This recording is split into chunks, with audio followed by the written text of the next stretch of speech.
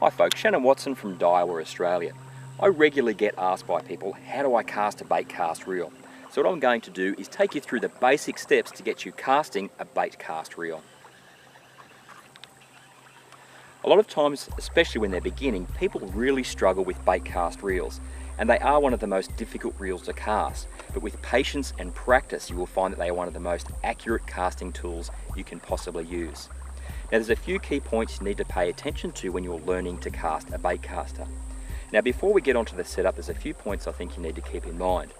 When you're starting, what I suggest you do is cast a relatively heavy weight. That makes it much easier to pull the line off the reel.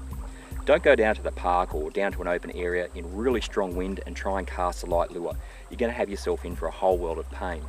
So get that heavier weight, and then what you need to do is you need to set up your bait cast reel correctly. Now what a bait cast reel has is two brake systems. It has the main adjustment brake, and then it has a magnetic cast control on the opposite side. Now the main control brake, this one here, is the first one you need to adjust each time you change your lure. Now what you need to do is you need to click the reel out of gear, and you do that by pressing down your thumb bar. Then what we do is we allow, by controlling our thumb, the lure to fall to the ground. Now once that lure falls to the ground, we don't want too many loose loops like this jumping up. So what we need to then do is just very marginally tighten up the brake on this side.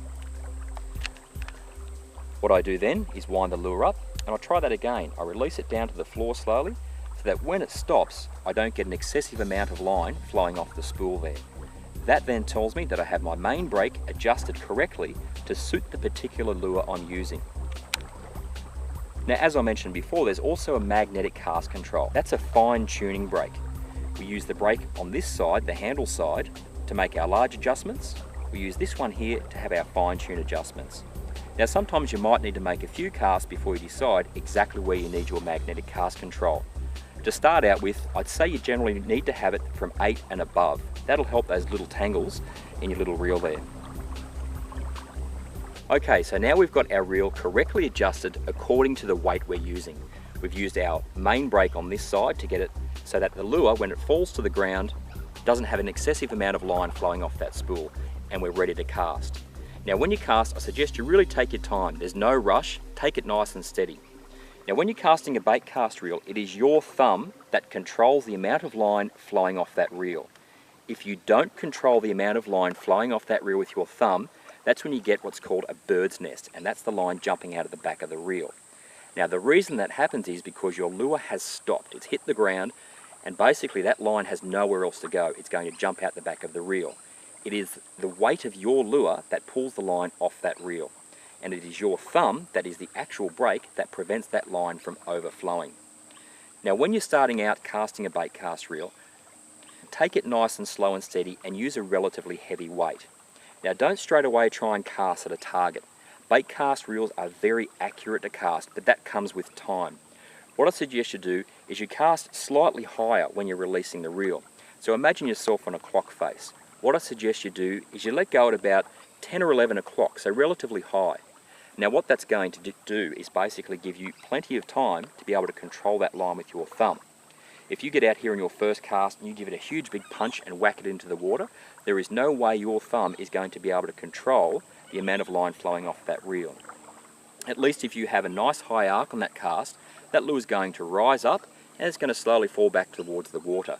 So the RPM, or the rate that spool is spinning out, is going to increase and then slowly start down, so it will give you more time to slow that spool down with your thumb.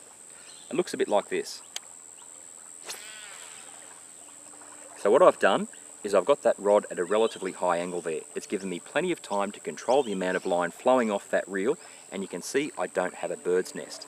Now the other trick when you cast overhead is to actually rotate the reel to its side. That also helps prevent backlash. If you have it like this when you cast, what often happens, the rod loads up and shoots the lure very closely to you. That way, the reel keeps spinning, that line jumps out the back, and your thumb doesn't have time to react. Okay, so once you're starting to feel confident with casting that way, you can then begin to back off the brakes a little bit more. That will give you casting distance, but keep in mind you will need to rely a lot more on your thumb controlling the amount of line coming off that reel. So small increments is how you want to back it off. Don't do big turns of the dial. Then what you can also do is cast more aggressively, and you can cast a lot more flat towards the water. But that all comes with time and experience. So at the end of the day, practice makes perfect.